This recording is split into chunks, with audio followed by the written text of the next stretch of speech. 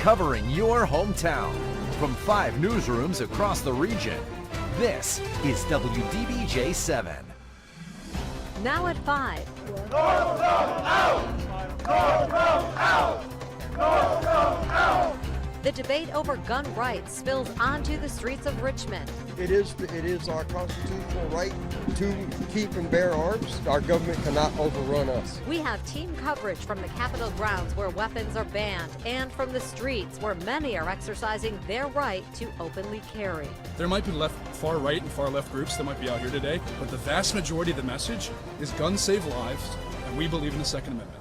This special edition of WDBJ 7 News at 5 starts right now. Good evening from downtown Richmond on this Lobby Day 2020, and what a day it has been.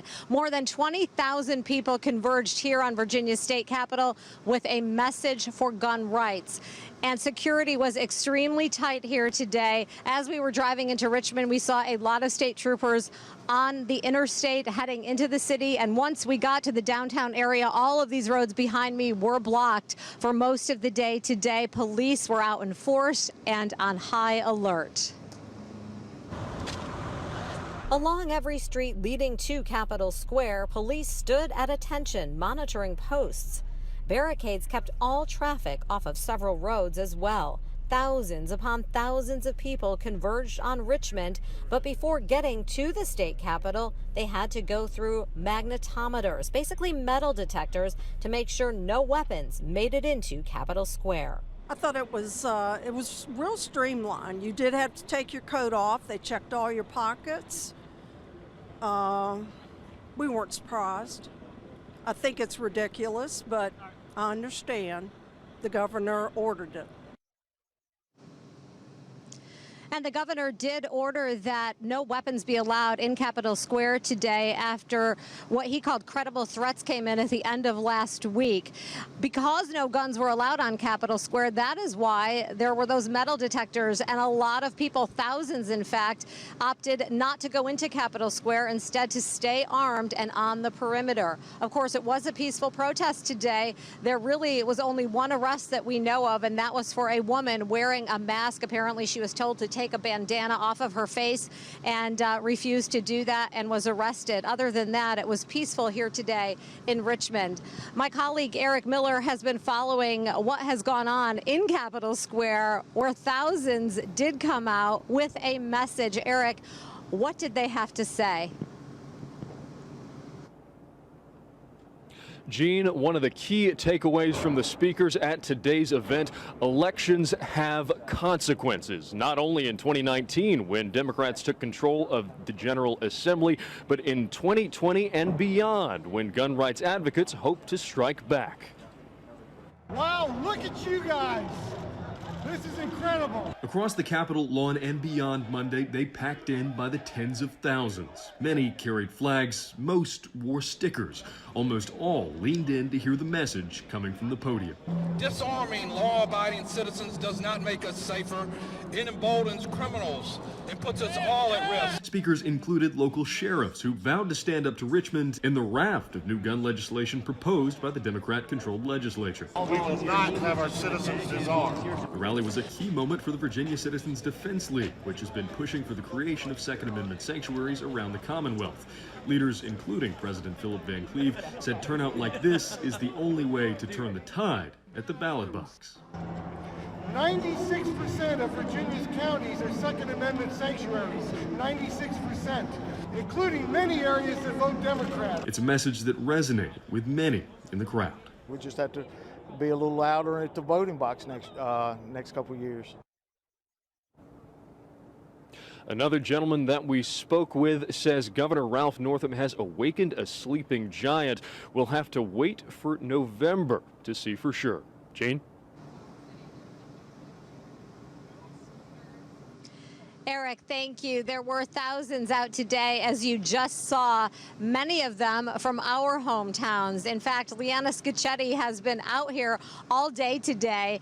And Leanna, you say that a lot of folks came up to you and approached you saying, we're from Southwest Virginia. That's right. They recognized us as WDBJ7. You know, this event drew thousands of people, including out-of-staters, some from as far as Montana and Missouri we met. Right. But Southwest Virginia was well represented. Many of them bussed in with groups or carpooling with friends and family, and they told us that even though it meant standing outside in the cold for hours, they felt it was important to physically be here today for the cause.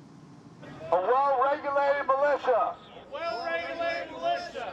Being necessary. Being necessary. Lobby Day 2020 in Virginia brought thousands of Virginians and out-of-state visitors to the Commonwealth's capital. Would you like to sign the petition to stop Northam's gun control? Joining the several thousand people inside Capitol grounds, USA!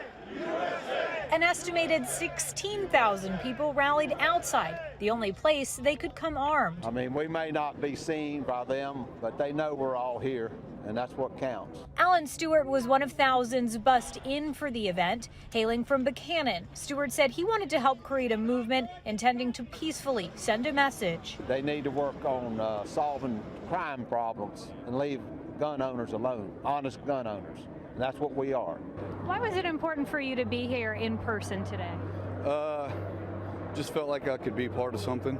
One man from Salem said he was slightly apprehensive about attending, but felt it was important to support other gun owners and represent Southwest Virginia. I'm glad that Roanoke County was able to become a Second Amendment sanctuary. Salem hasn't yet, but hopefully we can work on that and get them to join the fight. Again, many of the folks that we spoke with today told me they were a little nervous about coming, hearing from the governor about some of those credible threats. But by and large, again, today, Gene, was very peaceful. And a lot of people expressed to me today that they were thankful that it was peaceful. In fact, we only saw one minor confrontation with a small counter-protest group. Then it dismantled very quickly. Right, and I know I spoke with one woman who said, we want the General Assembly to know we're reasonable people, with a message that we're peacefully rallying today. By and large, a quiet day. All right, Leanna Scicchetti, thanks for that angle. Talking with people from our hometowns. Originally, there was a 3 p.m.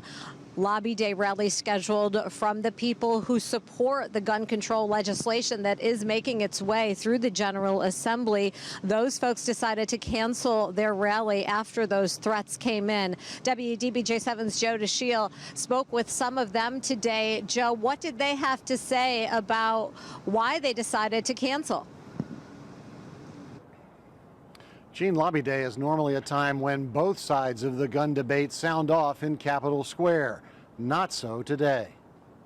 While thousands of gun rights advocates gathered below the steps of the state capitol, groups that support legislation they say is needed to curb gun violence were monitoring the action from afar. And after the rally was over, they said their supporters spent the day calling Virginia voters, urging them to let their lawmakers know they support the gun legislation. There is a lot of noise today, but I think that Virginia voters made it abundantly clear on November 5th that we want gun safety laws. Majority of Virginians support the goals that Moms Demand Action supports, that is background checks and red flag laws. Members of the group Moms Demand Action were actually here on January 8th lobbying lawmakers. And while they chose to stay away today, Gene, they say they will be celebrating when those laws, now advancing through the General Assembly, go into effect.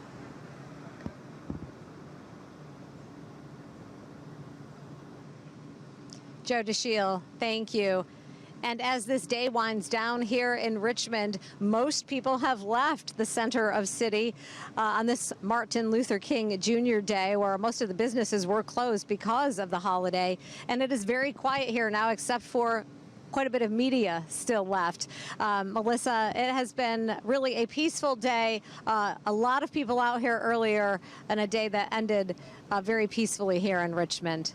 Yeah, Jean, I know a lot of folks are thankful that things ended peacefully as well. Yes. Great coverage out there today. Thank you for everything that you guys have covered out there today. Now, we want to give you a recap of just some of the gun reform bills that have passed the state Senate so far.